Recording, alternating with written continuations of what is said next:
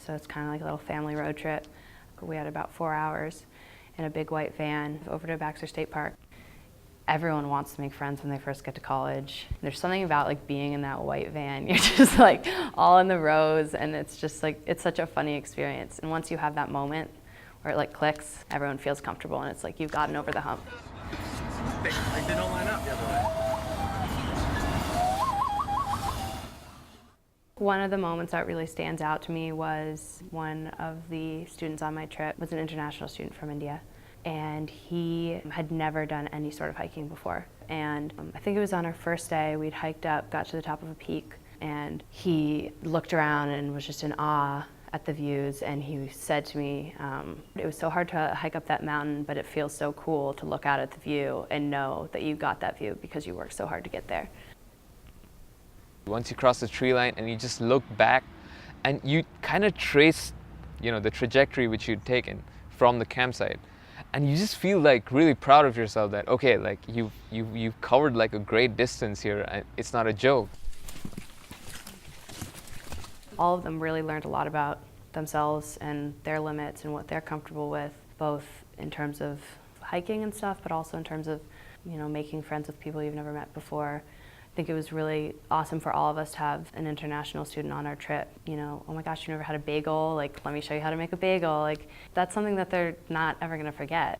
I don't know, I see everything that I do is normal, but for Sahu it was completely different. He tried oatmeal, and I think oatmeal is one of the most disgusting looking things. But he dove right into it, and he loved it.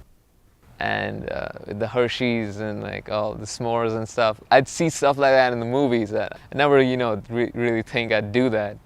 It's pretty hardcore. We had one day where it was really stormy, and you could see that the atmosphere was kind of becoming a little unstable. And we were thinking, well, we wanted to hike this mountain.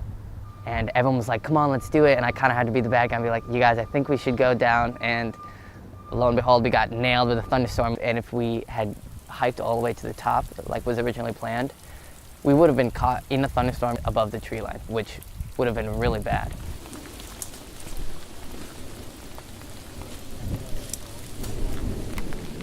We got back and everyone was soaked, and it was cold. It was like 50 degrees. I could feel everyone's energy level kind of down.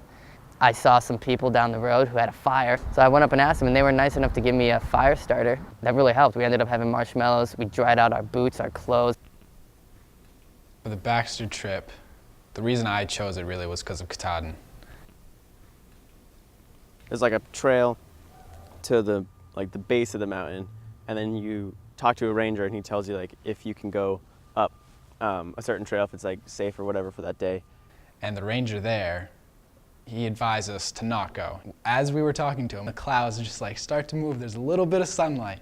And he goes, well, you could do it. And everyone was just so happy. It was also an extremely steep hike for a pretty long period of time there. And so it was just such an accomplishment getting to the top. Everyone was just silent for 5 minutes, just taking it all in.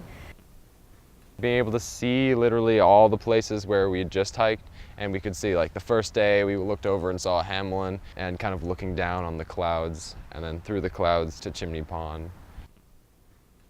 Just being up on Katahdin and looking out gives you that sense of just peace, because everything is so small, and it just gives you a sense of perspective that you don't normally get.